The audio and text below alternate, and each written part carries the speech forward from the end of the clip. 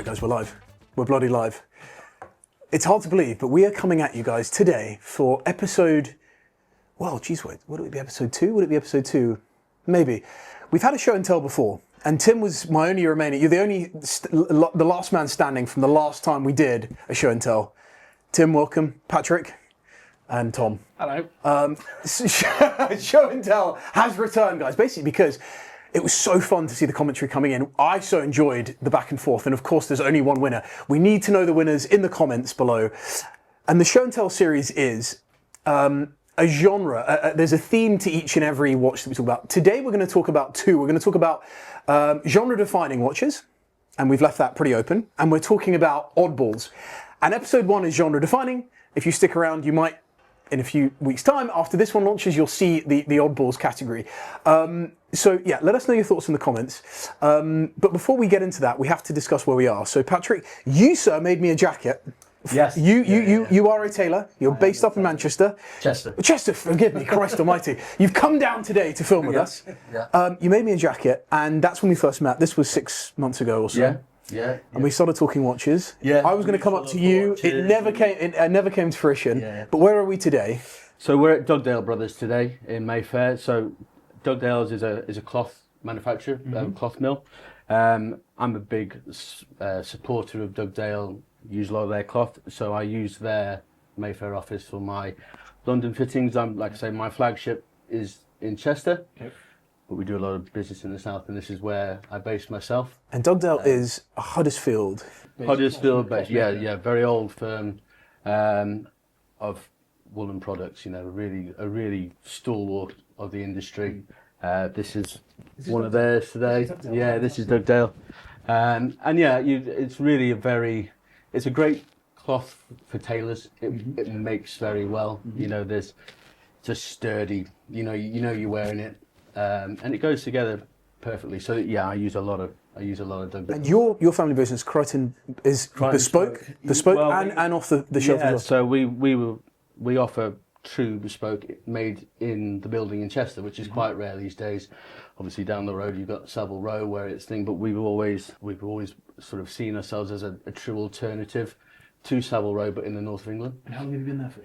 So we've been in Chester nearly 50 years. Oh. Yeah. So it's founded as shirt makers originally, but now the business has evolved. We still make in the building for our full bespoke, but we also offer luxury casual wear, made-to-measure jeans made in Italy.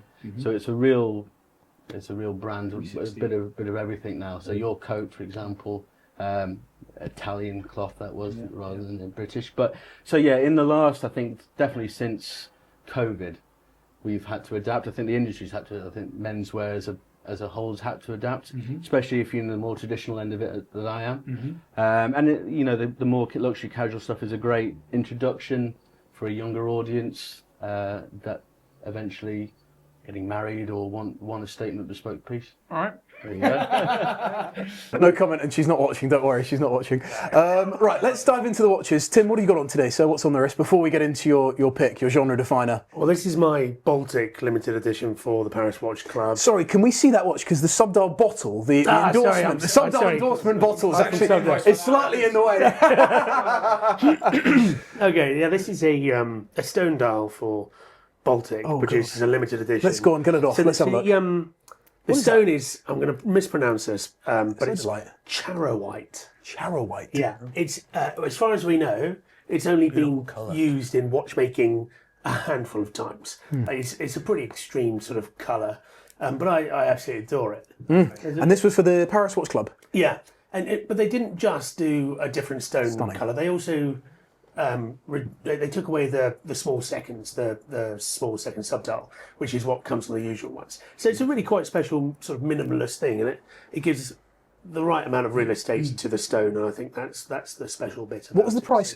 Forgive me for asking, because it's a bit rude to ask, but standard price, it was £1,200 or £1,300. Incredible. Plus a bit of import duty, of course. Yes. But yeah, no, it works so well. Baltic. I love it. An addition of 30.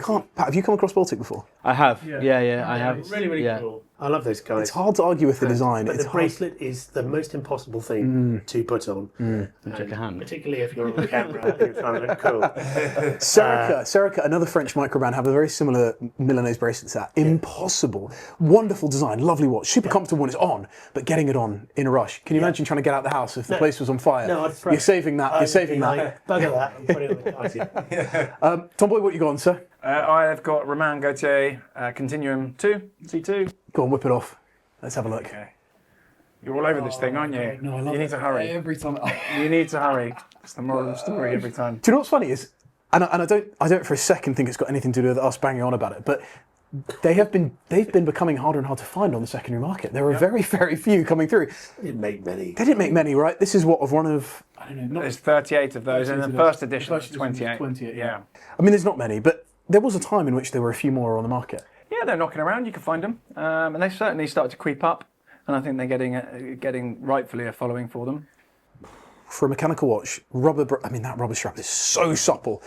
Hand wound, which I think is the kicker, because so often with a sports watch, when you feel that rotor going or you hear it, it's not one you want to play tennis in, it's not one you want to go and dive in the pool with. Without a rotor, anyway. It's a bit more, it's a kind of solid state. Solid state, right? Yeah, solid state. That's a serious watch, Tom.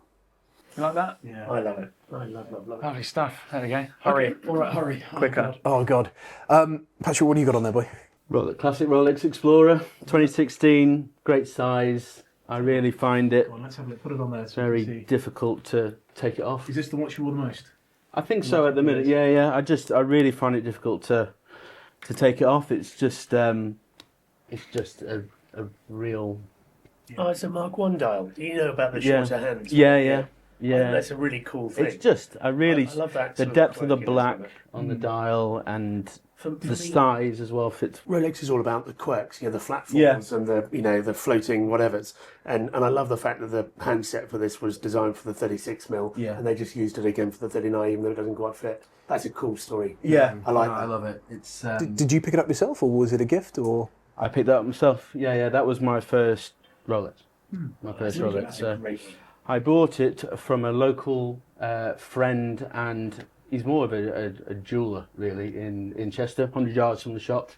But we have a shared passion for watches, and it was in his window. Dangerous. So I walked past and I was like, dangerous relationship to have. that's it, yeah. We do a lot of clothing for watches, Trading. trading, Not an easy In fact, there's one in here. The accountant is wondering what's going on. Brilliant, super easy, yeah, really lovely. I should tell you this last one, because I don't think I've shown, Tom, you've seen this one, but this is a Laurent Ferrier I picked up recently, so it's a Galet. To me, it almost featured in my lineup here for genre-defining dress watch, because this pebble-shaped case is so fucking elegant. Yeah. It's hard to argue with.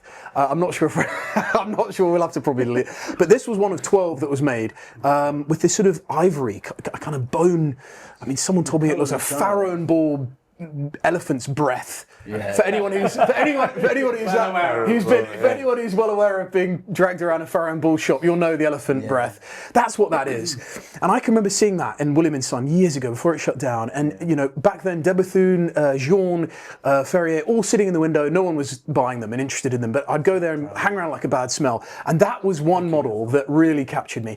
Also, if you're interested in movements, the natural escapement in the back there, it was something that Breguet tried to push and pioneer. Couldn't do it from a technical perspective, but Mr. Ferrier achieved it. Look at the movement.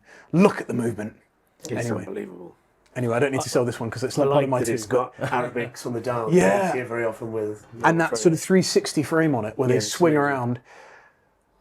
Grade. Yeah. Anyway, it's way out. So that even the buckle. Look at the buckle.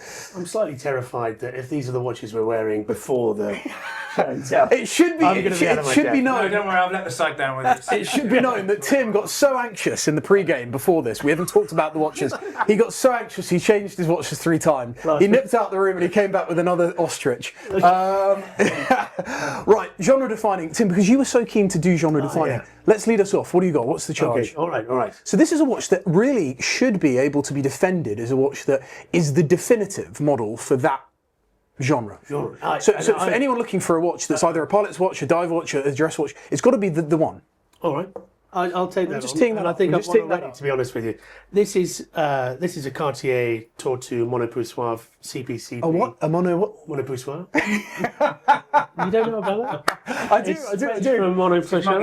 How's your It's French? it's a monopusher chronograph. Sorry, go on. Just for you, Justin. Everyone else knows what I'm talking about. This is a neo-vintage gem. I think it's the poster child for the neo-vintage era, frankly. It was made from the 90s to the noughties. It's Cartier, which is the best brand ever, in my opinion. But it's an era where they threw the book at watchmaking and they got THA, including F.B. Jean, Denis Flageolet, Vianney Halter, to come together to make a movement that is just exquisite. So you've got real watchmaking chops, real heritage, real design, and it just stands out as, for me, the most beautiful wristwatch that Cartier have ever made, and they make the most beautiful watches. I adore it. I still think that it's a watch that's completely overlooked in the market. About 5 years ago, these things were £10,000, £15,000. Overnight, they grew up to 30s, 40s. They're sitting now mid-40s, but I still think at that price point, what else touches it for interest, for watchmaking, for design? Yeah, it's a watch that I love so much that I bought it twice. And You know it's love when you break up once and then you get back to it together. Because I bought the first one and it was a watch only and it had been polished, and I looked at it and it wasn't perfect, you know. And then I found the perfect one with the box and the papers and all the provenance and the little loop and the little wooden box and things. And that's how much I love it. I wanted the perfect example. I think ergonomically it's perfect. From a complications perspective, the monopoussoir chronograph is stunning. The design and the level of detail on the dial with the guilloche and the little white gold plots, breguet hands. Beat that. I don't think you can.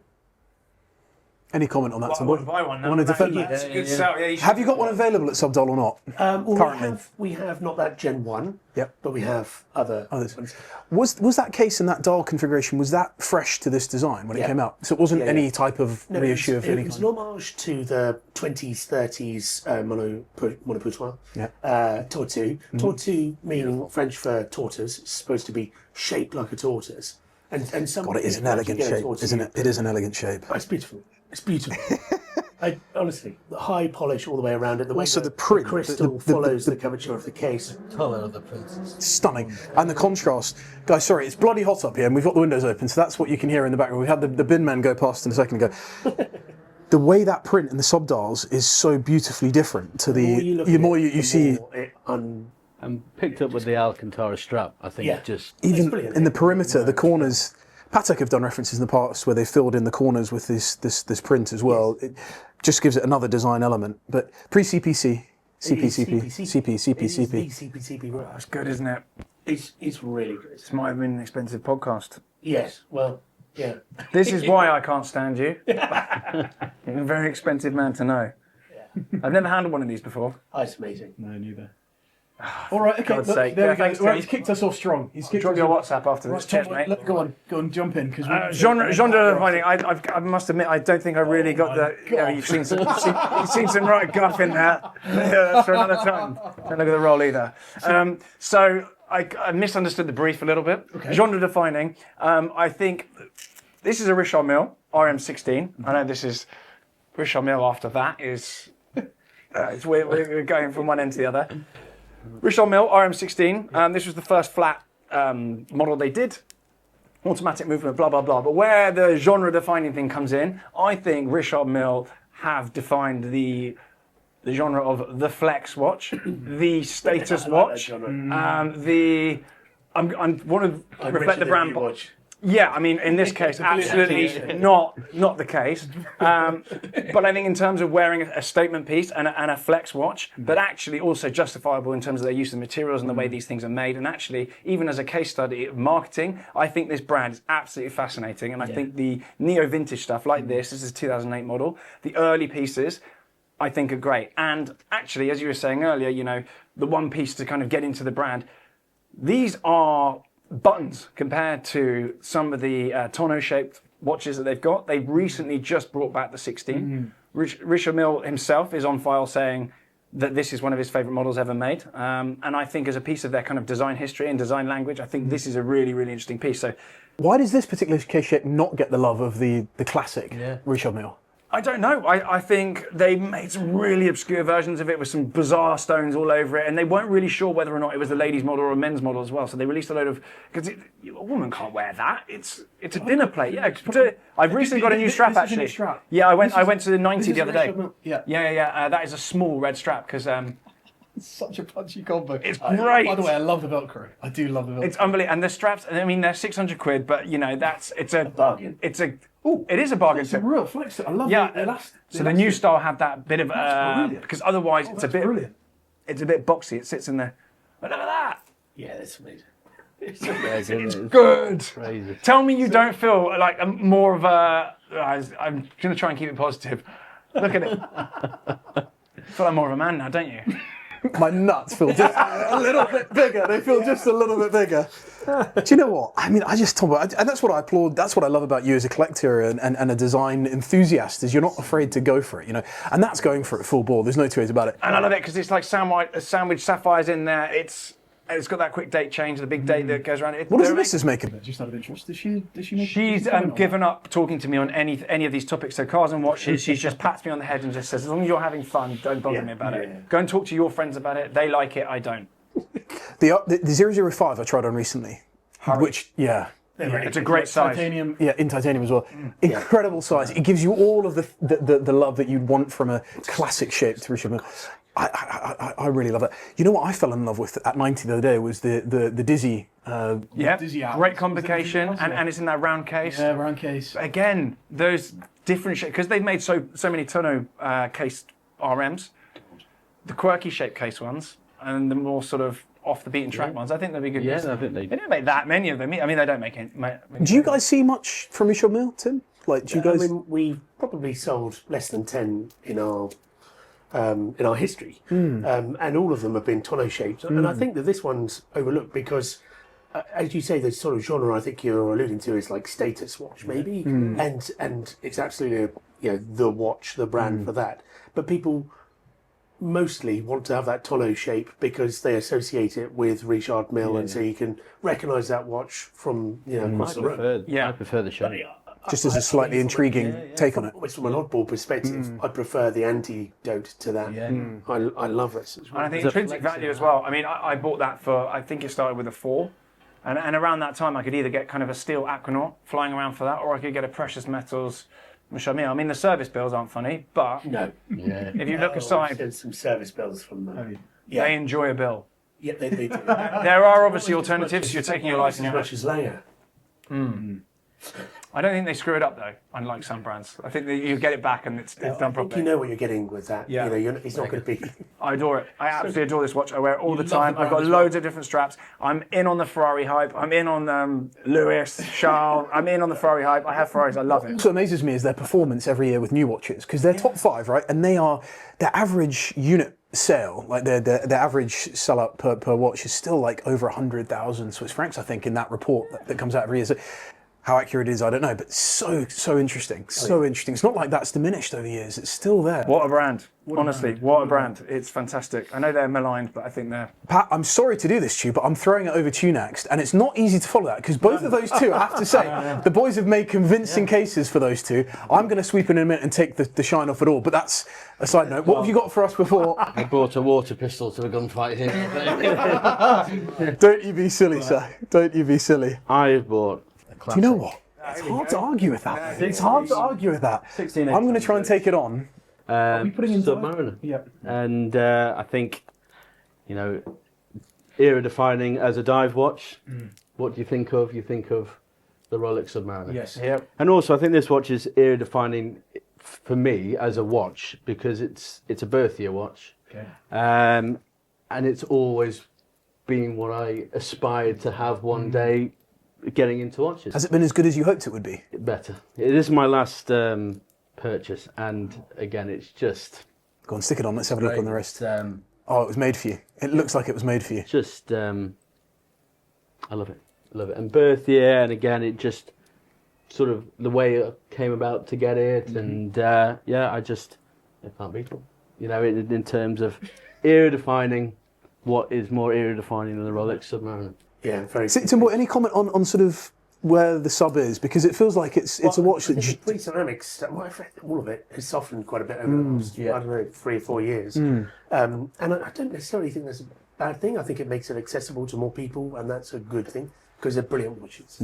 They're robust, and they are beautifully designed. You can, dress it up, dress it down, do whatever you want in it. I had one, and my son stole it while I was in the shower. And I said, please stop let go of my watch. And he threw it, and I was at a concrete floor, and it had a massive ding in the edge. But it was absolutely fine. Yeah. I've never forgiven him, but He didn't make it out of that. Yeah. He's now in an orphanage. but if he did that with a Cartier, you're done. It's game over. But these things are built to last. So Amazon have just come in, taken control over the Bond, franchise moving forward. Are we gonna see a Rolex moving forward? I wonder. That was the question I had this weekend. I was wondering what watch we're going to see, and a lot of people were saying it'd be great to see Submariner come back. Your chest now, That would be great. Jesus Christ. That would be great. It would be cool again, right? It would be cool. A lot of people want to see a Vertex, interestingly enough. they are very cool. A lot of people want to see a Vertex. I should give a shout out to. It's in great condition, isn't it? Was that your mate across the road as well? Did he get you on Yes, another? it was, yeah, yeah. he loves it. Yeah, Yeah. Brilliant. Keeping the lights on. Yeah. Well, I called him to ask whether he knew someone with a birth year that year, and he said Do you want to tell us the year, or is that 86. 86. About 10 years older than me then. And he said, "I've got one in the safe," and Full set. full set. Full set. And Super sharp. that was a sign. Yeah. God, I'm actually struggling here now, because that is, let's be clear about it. For anyone in the world, there is one watch. It's that watch. Anywhere in the world. And my mum and dad actually, they moved over from South Africa, didn't have anything in the back pocket money-wise, but my mum had a Rolex, and she always said to me, that's our currency. If we need to sell that, that's going to get us out of trouble. Yeah. And anywhere in the world, you could sell that. I mean, you'd eat that evening. Yeah. So for that reason, almost alone, it's hard to not push on that as I'm going to try, though. I'm going to try, and I'm going to even go head on with you into the same category. I'm going to go into the same category. Silly man. Silly man. And he's gone for something a little bit rogue. But let me defend it. If this is the quintessential dive watch that everybody knows, this is the modern dive watch that nobody knows. Yeah. And for that reason alone, I think it needs to stand the fight. It needs to be considered in the fight. Because this is the very first watch that can be seen underwater. From space. Any angle. You can see it from space. It's 46. Thank you, sir. It is 46 millimeters in titanium. Oil-filled dial. Oil-filled dial. Let me just put it on the wrist, because the truth of it is, and we've got a Velcro going on here as well, which I really appreciate. Now, look, let's be clear about it. It's 46 mil, but it wears so much more comfortably than 46 would ever suggest, basically because there's no lugs whatsoever. It's like a shell, and I've spoken to Benoit from Ressence. There's a Ressence Type 5, the now discontinued black version, but he's talked about this being like a shell of a turtle, the way the water just seeps on. It is... There you go. It is organic in its shape. I wrote about this 10 years ago for Revolution, one of the first articles I ever wrote in watches. And 10 years, almost to the day, I picked it up, which was quite surreal, and had no idea about that. But it's got a rotating bezel. It's got neon accents all over it, which I love. It's got a lock and a set side thing. So if you want to lock it when you're diving, you can lock it. If you want to keep... it's actually for adjusting the time on the back. So if you want to adjust the time on the back, you just turn it to setup. And then you roll through like this. Oop. And that's Quite cool. and that's how so it winds as well as it sets. And so it never touches, the hands never touch or cross over. And you've also got an oil, should we grab that? Just sorry, come on in. Say coffees. Bring a watch. Come on in. Hello. No, Okay. I don't think so. Sorry, apologies. Don't worry to cut that. Keep that, Pedro. Keep that. So, 5 minutes. The coolest thing about this is the fact that there's so much cool to it. The fact is, there's an oil gauge temperature for the oil inside. Right, totally unnecessary. I was in Dubai last week and it touched the 45 mark on there. So right in the thick of the, still going strong. Right. I just love it. I just absolutely love it. It's hard to think about it in terms of a luxury item because it looks very digital. You know, it looks very digital. It's, in many ways, it could be something that an Apple of the world, you know, had come out with. But it's fully mechanical with the patented ROC system, which is ETA, highly adapted on a 3D system. So anyway. Well, you could bring one watch to both categories. Totally, and I had to consider that, but this has fallen into my genre defining because this is the modern diver to me. Special shout outs actually to the Singer dive track that was launched. That I don't own, but is a seriously cool modern dive watch, and I think about that in a similar way to this. But there we go, guys. Does anyone want to pull that apart? Can anyone challenge me on that? I would say that actually this is leading the charge in its own genre, which is a new genre, which sadly we have to think about. I would say this is a really good, if you know, London watch. You can wear that around all over the place, and your average guy dressed up as a delivery driver with a knife down his pants is not going to know What the hell that is? Yeah, other delivery companies are available. They're not going to know what that is, so you'd be safe. But if you met a watch nerd, they'd be like, I like that. So that's a sad niche that we now need to think about. I really like that. Really nice. And yeah, the strap just drops straight down, doesn't it? So it doesn't sit out. So the fabric dries very quickly, having swum in it, which is another side point. And this is what you were wearing when you stripped to the waist in that Completely butt naked below. No one knew. Good that. grief! No one For knew that adds Nothing on in the bottom, apart from that. And what else is there to say? I've got a little bony wrist as well. Yeah. That's good. I really like this brand. Really, really like this brand. I like what they're doing. There we go. Show and tell. Pass it around. It's very light as well. Very light. Titanium. My favourite material. Rock solid. Even the combination of just the brush finishing and polish finishing. There's a lot of depth to it. It's great. Anyway. Really great. It's a fantastic thing. Very clever. I think the use of oil for legibility is bananas, and I love that. I love it. It's really funny. Ressence is one of those brands that's always caught my eye because I think they almost look ironically like a digital watch, but it's very, very good. And in a world of the watch world now, constantly looking back, there aren't many brands that are just genuinely creating stuff that's brand new. That is, to me, and Benoit's, really interesting thinker. This is totally fresh, totally different, totally fresh. By the way, the reason I'm okay with 46, I should defend the size, of course, as a diver, legibility is important.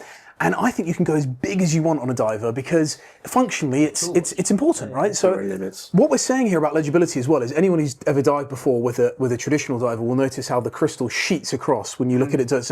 And Benoit's thought was like, shit, the watch world has never developed a watch that you can see at every angle, and that was the answer to it. So the way that oil works with it makes it look like the hands and the dials are painted on the top. Exactly. And it sort of messes with your mind. There's something to do with the parallax angle or something, I'm sure. But it's absolutely brilliant. It's a really cool thing. If they did that in 36, I'd be all over it.